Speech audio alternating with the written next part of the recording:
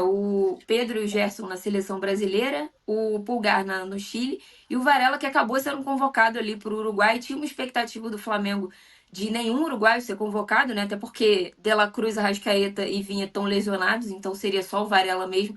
Só que o Varela sentiu o quadril no último jogo, né? Contra o Corinthians ali, até saiu do campo. E aí ele ia ser reavaliado, ele vai ser avaliado no Uruguai, ele viaja só amanhã lá para a seleção uruguaia, porque está aproveitando, né, para se recuperar também nesses dias e ir para o Uruguai, porque está suspenso no primeiro jogo, já não pode jogar mesmo, então vai ser preparado para jogar só a segunda partida. Ele está suspenso, ele foi suspenso ali depois daquela confusão contra a Colômbia, e aí ele não jogou já a decisão do terceiro lugar da Copa América e ele recebeu mais um jogo de gancho, então não pode participar desse primeiro jogo, mas o Varela vai ser avaliado ainda. Aí o Uruguai vai entender se ele tem condições ou não de jogo. E aí o Flamengo também, quando ele retornar da seleção, vai saber se pode contar com ele para o jogo contra o Bahia. Aí só quando ele voltar mesmo, até porque se ele jogar, né, se entrar em campo, vai ter alguns desgastes. Essa lesão no quadril já é algo que o Varela tem há algum tempo, ele até fez uma cirurgia no ano passado.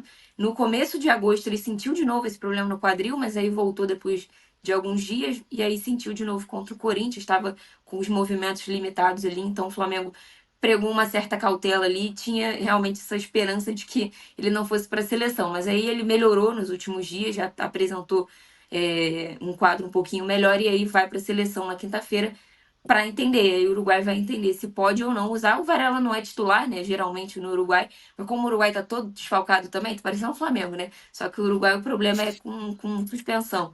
Mas, enfim, aí ele vai ser avaliado lá para saber se ele de fato pode jogar no segundo jogo ou não. Boa. Hernan, são 46 jogadores de Série A e B convocados, 40 da Série A e 5 deles do São Paulo. E o São Paulo, inclusive, que acabou de trazer o Jamal Lewis, né, irlandês, né, e aí teve a convocação da Irlanda do Norte e ele apareceu na lista de convocados. O São Paulo até tinha expectativa do Arboleda, né, ser convocado pela seleção equatoriana, que agora tem um novo treinador, mas esse novo treinador que é o BKSS, o São Paulinho cabeludo, lembra dele? Agitadinho na beira do campo? Agora é o técnico da seleção equatoriana. E ele não convocou o Arboleda, porque é uma questão muito mais da federação, da direção com o jogador do que propriamente do técnico. Então, o São Paulo tem o Arboleda aí nessa data FIFA para os treinamentos. O Flamengo pegou folga, né, de 4 dias. São Paulo deu folga de 3 dias, né? A segunda, terça, quarta e eles voltam amanhã. O O Flamengo é a Palmeiras mesma volta coisa, hoje. 3 dias também. 3 dias, Isso então. aí. Perfeito. É Olha só, você que só para tirou acertar. 4, verdade. Você. Deixa eu falar. Olha só, os colocados do São Paulo são o Bobatilha, o Mendes, porque o PKSS não convocou o Arboleda, mas convocou o Jackson Mendes, que o Zubeldia não usa. Então são Ferrarese, Mendes, Lucas, Jamal Lewis e Boadilha. São os 5. E isso aqui eu vou contar uma história.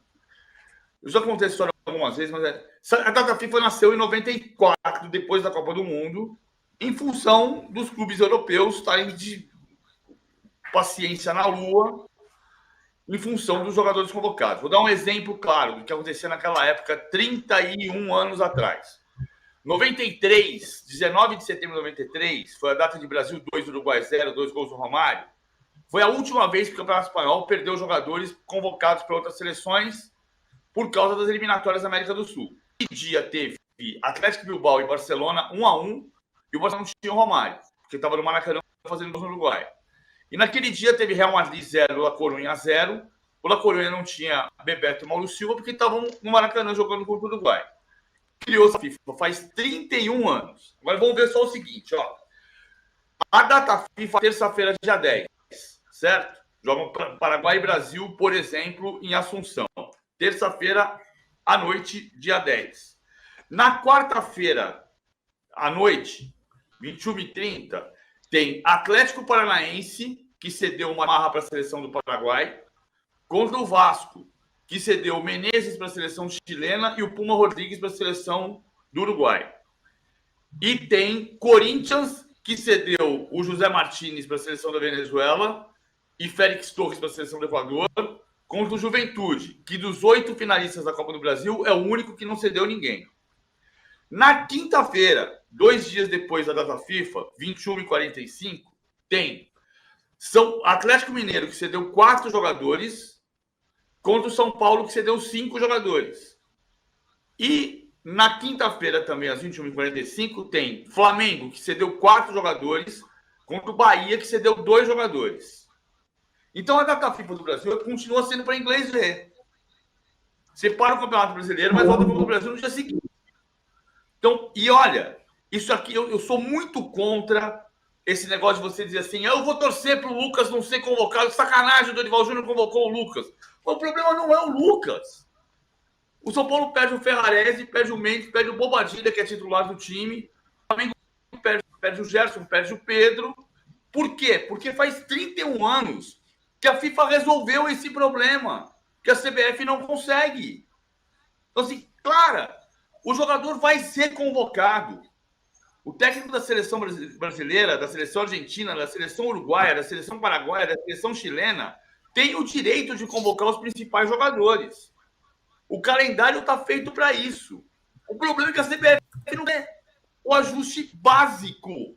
Então você vai ter semifinais de Copa do Brasil com dúvidas de 5 jogadores do São Paulo, 4 do Flamengo, 4 do Atlético Mineiro, 2 do Corinthians, 2 do Bahia, 2 do Vasco e 1 do Atlético Paranaense. É quanto? 5, 9, 13, 15, 17, 19, 20 jogadores.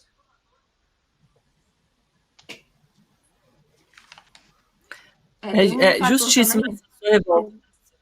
Desculpa, Dona. Diga, Luísa. Tem um fator também, o Hernan citou o Arboleda, né? O Gonzalo Plata, para sorte do Flamengo, entre aspas, também entrou nessa aí de não ser convocado pela indisciplina, né? Então foi, e estava no mesmo episódio do Arboleda.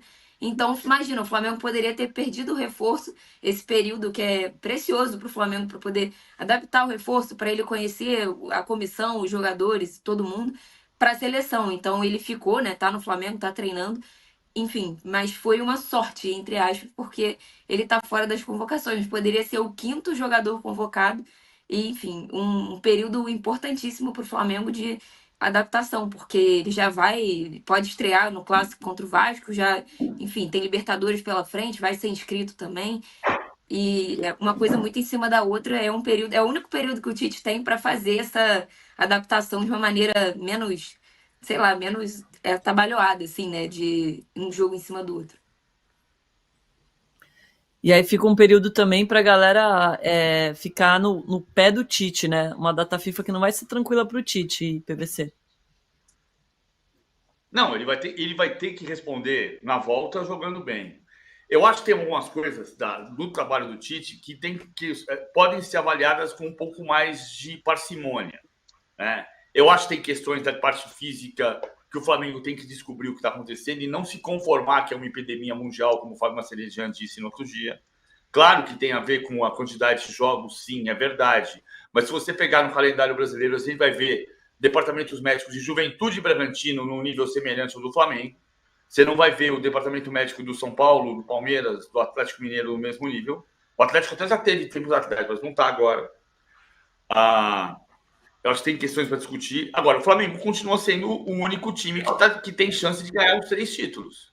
O São Paulo não vai ser campeão brasileiro. O São Paulo está nas 3 frentes também. Mas o São Paulo não vai ser campeão brasileiro, em 6º lugar. E o São Paulo pode ganhar a Copa do Brasil, o São Paulo pode ganhar a Libertadores. Mas é quase dá 1% de chance. É muito difícil o São Paulo brigar pelo título. Mas digamos que tem a chance ainda. O Flamengo, então, estão nas 3 frentes. Então, não é uma tragédia a temporada do Flamengo. A gente está vendo que o time tem irregularidade, que o time jogou melhor no período dos desfalques na Copa América, mas o Flamengo não pode ser refém do jogar bonito o tempo inteiro, porque não é assim a vida. A torcida do Flamengo cobra um outro tipo de postura, ok, é verdade, mas não é toda hora que vai dar para jogar assim. Eu vi isso acontecer em 84, 85. O Flamengo era cobrado do mesmo jeito, porque era refém do título mundial de 81. E o Flamengo continua refém do título de 2019, daquele jogo espetacular do Jorge Jesus. E não vai jogar de maneira espetacular com o Tite. Então você espera a temporada acabar e troca de técnico.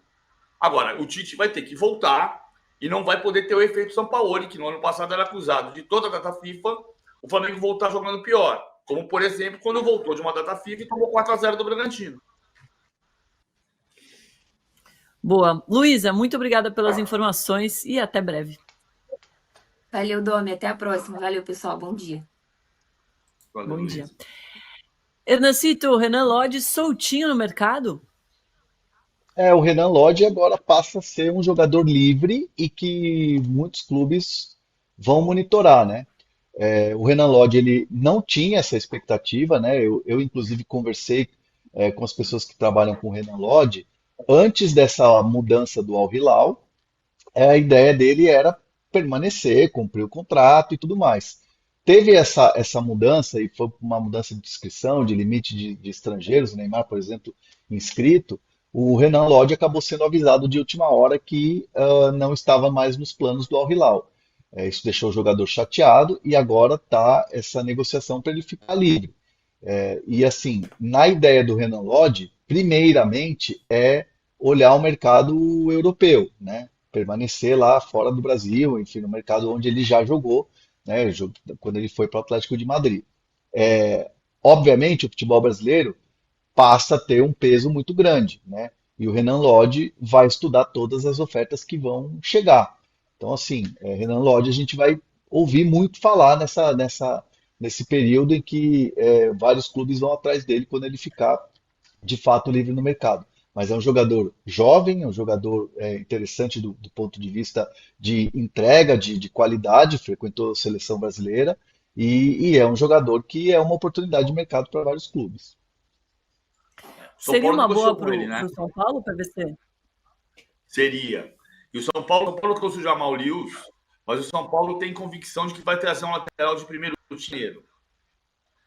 Se você vai trazer o Renan Lodge agora para fazer uma disputa com o Wellington e com o Jamal Lewis, não sei, mas virou uma oportunidade de mercado, porque não percamos de vista que o Rui Costa, diretor executivo do São Paulo, foi diretor executivo do Atlético Paranaense quando o Renan Lodge era do elenco do Atlético Paranaense, campeão da Copa Sul-Americana.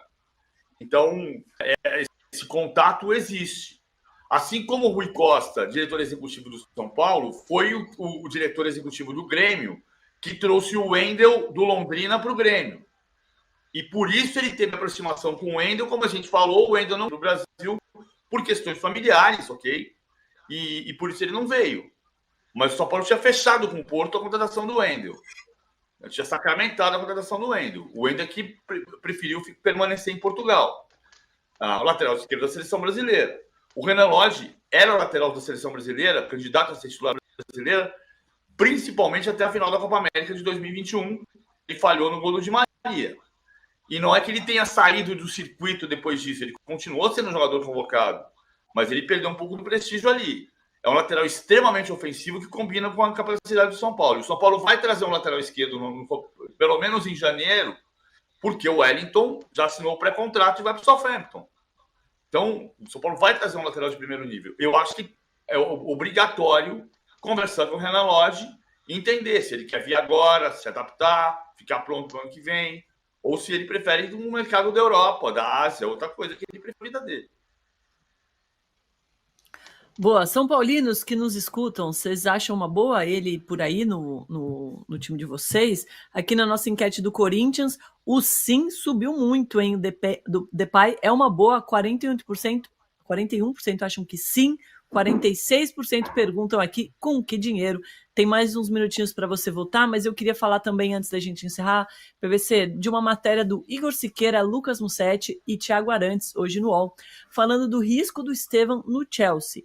Ele vai jogar agora, né, Brasil e Equador, contra o Kendry Páez, que é um jogador também contratado pelo Chelsea, assim que eles tiverem a idade para jogar lá, né? Então, ano que vem.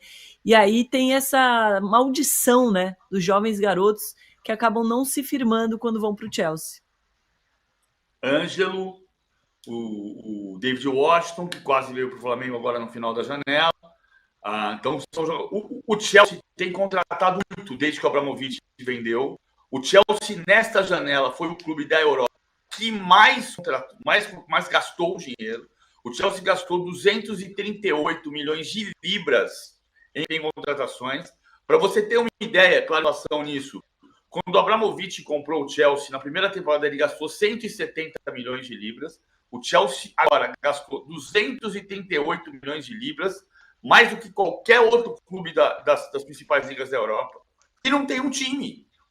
Né? Tem o Munduek, que está jogando muito bem pelo lado direito, tem o Cole Palmer, que é um extraordinário armador, tem Enzo Fernandes, campeão do mundo pela Argentina, e não tem time. O time suou sangue para empatar 1-1 com o Crystal Palace no sábado à tarde na Inglaterra. E está em 11º lugar no campeonato.